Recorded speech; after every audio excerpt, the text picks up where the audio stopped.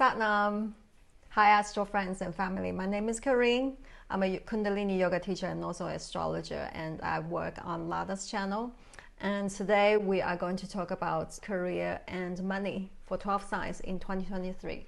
And remember, this is a general reading, so everyone has a different chart. So if you want a specific one for yourself, you can check the link below and you can find the information how to book reading with me. So before we start, just a quick introduction how I read the chart and also how you can use this reading. So I use tropical zodiac and the whole sign house system, and I apply Vedic astrology techniques in all my readings. So please don't use any unequal house system for this reading. Traditionally, people use sidereal zodiac and in Vedic astrology. But Ernst Wilhelm, the teacher that I learned from, if you're interested in astrology, you must have heard of this person. And he stopped using sidereal zodiac for Vedic astrology. I think it's in 2005, because he tests tropical and sidereal for all the Vedic techniques. And tropical trumps every time. So that's why he stopped using sidereal for Vedic astrology, I think at least 10 years ago. So this is where and how I learned from him, and this is also how I'm going to do my readings. And usually I use planetary dristis, like each planet, they have a specific eyesight, and when they shoot the eyesight to different places, that also sends the influence to the houses. But because the topic today is about career and money, so I will only mention the aspect, the dristi that is related to this topic. So not every aspect will be mentioned. So Jupiter will be in Aries from 21st of December and will stay in this sign until 16th of May in 2023. So that means right now, Jupiter is very soon to entering into Aries and will stay there for at least 5 months. And then Jupiter will enter Taurus from 17th of May, and then we will stay there for a year. So until 25th of May 2024. And Saturn will enter in Pisces on 7th of March and will stay there until 13th of February 2026. So almost 3 years time. But in between, Saturn will enter into Aries for a brief time and then will go back to Pisces. So approximately 3 years time. And so this reading is good if you look at from your rising sign as well as your moon sign. In Vedic astrology, apart from the birth chart, they also have this moon chart. So it means that we read everything from the moon's perspective, moon's placements. So your moon signs become your ascendant, your first house. And so you can look at the transits from the moon, and it's called Gochara in Vedic astrology. That's the specific term for that. And you can also, if you like, you can also turn your charts, like your birth chart, and read from your moon placements. Particularly if you're over 50 years old, it's good to look at from your moon chart, because all the planets will be mature during that time. For example, Rahu matures at the age of 42 and Ketu matures at the age of 48. So all the planets and the 2 points, they will be mature. And if you read from your moon, you will also feel more consciously and emotionally connected to the prediction, because moon rules our consciousness and emotions. And this reading, it's not so much about looking at from your sun sign, but if you like listen from your sun sign, you can do that as well. Now, there are several rising signs for next year. They are quite important. They are having a big year next year in 2023. So like Aries, Taurus, Gemini, Pisces, and Leo. They all have planets go through their first house, particularly Aries and Taurus.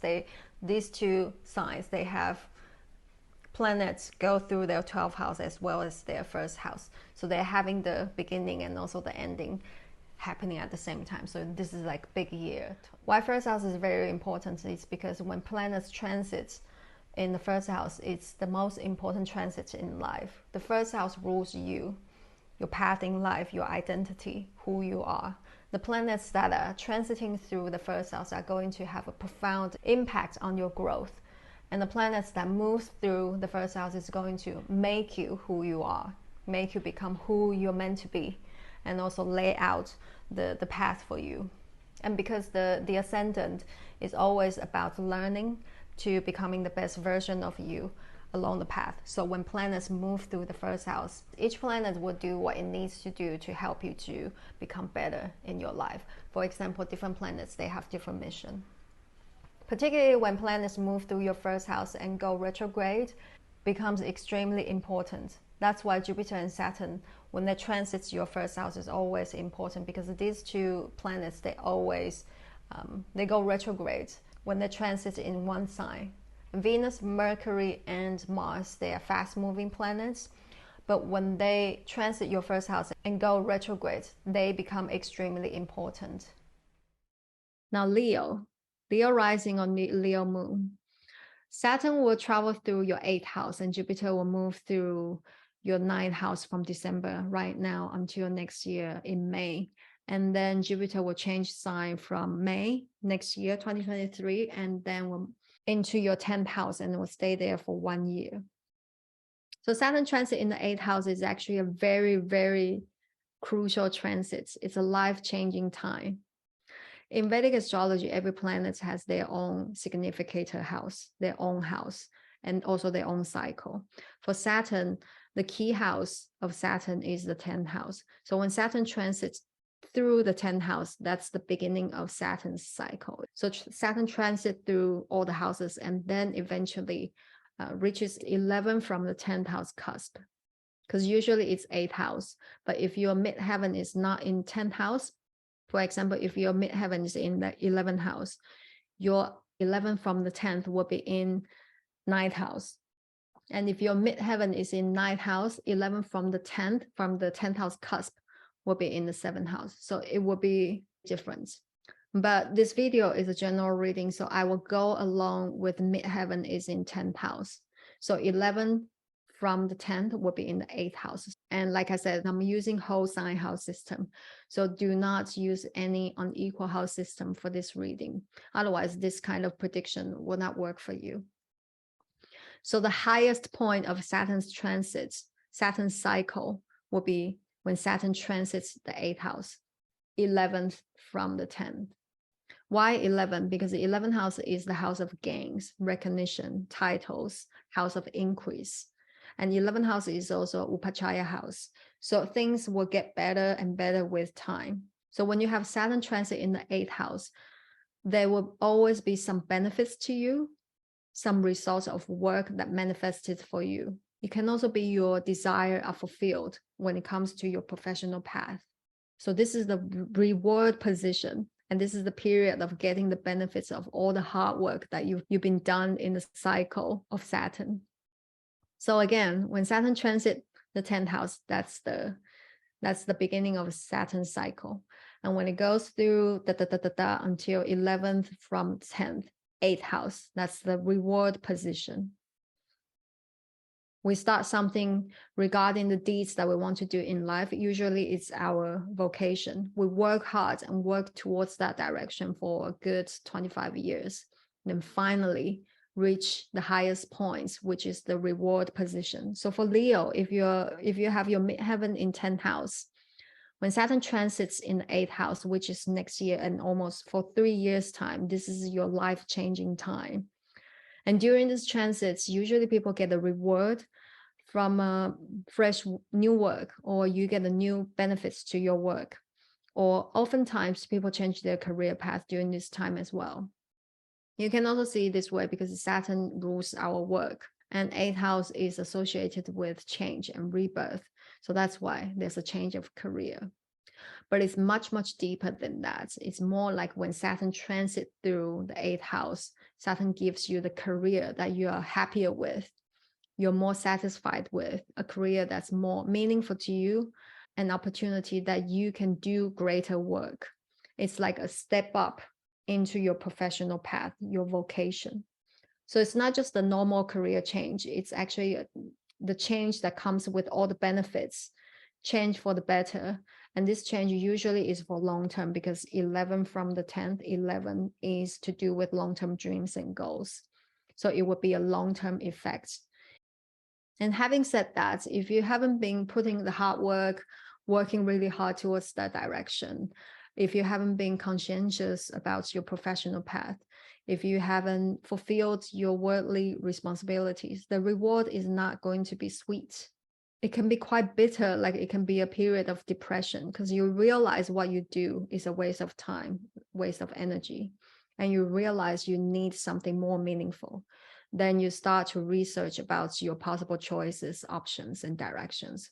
But within that 3 years is just a period of research. You will only take more concrete actions when Saturn moves into your 10th house. So because that's the beginning of Saturn's cycle. So you will take serious actions towards the things that you really want to do. So Leo, only Leo with 10th house cusp is in the 10th house when Saturn transits your 8th house. If you don't experience your rewards, don't be discouraged, because then this is a time for you to think deeply about what kind of career that can fulfill your desire and what kind of career that is more meaningful to you. What do you really want to do in life? And no matter if the reward is a sweet or bitter, in the long run, you will still improve your career growth, your career development, your worldly actions. One is through like sweet, like a reward, prize, a better career, a career that's more meaningful, that you're happier with. The other one is through deep realization that you are not doing what you're supposed to do. The process can be quite painful, but ultimately it's still good for your career in the long run. Now, for all Leos, regardless where your midheaven is, other situations to expect when Saturn transits your 8th house. 8th house rules other people's money, your spouse's money, business partner's money, joint resources with your spouse, mutual resources. It also rules the money that you get from your service that you provide. So you can also say like it's a commission-based, that kind of professional field. So money-wise, during this transit, you could feel financially restricted when it comes to mutual finances, mutual assets. Perhaps your spouse or boyfriend is going through some kind of financial difficulties, or they might be saving up for something big. They want to buy a house or something. So that's why they are very restricted when it comes to their money. Maybe their money is tied in with some kind of investments and they cannot touch the money. So the money situation of the other person is tighter on their end. And the same situation could also happen to you and your business partner. Something happens on their end and then they are not able to contribute the same. So as a result, you might need to take on more financial responsibilities and work extra hard to make sure things don't go wrong. And if you have been financially relying on your partner, spouse, the partner might become more strict. Again, you will need to take on more responsibilities financially and learn to rely on yourself. On the positive notes, you can also see it this way. It could mean that you start to make more money, so you don't have to rely on anyone, and you can contribute more. And Saturn transit in the 8th house could also mean that you start taking care of your taxes, insurance, and so on, because those are other people's money. But Saturn can also bring some challenges if you want to get your tax return or insurance claim. So that's the difficult part.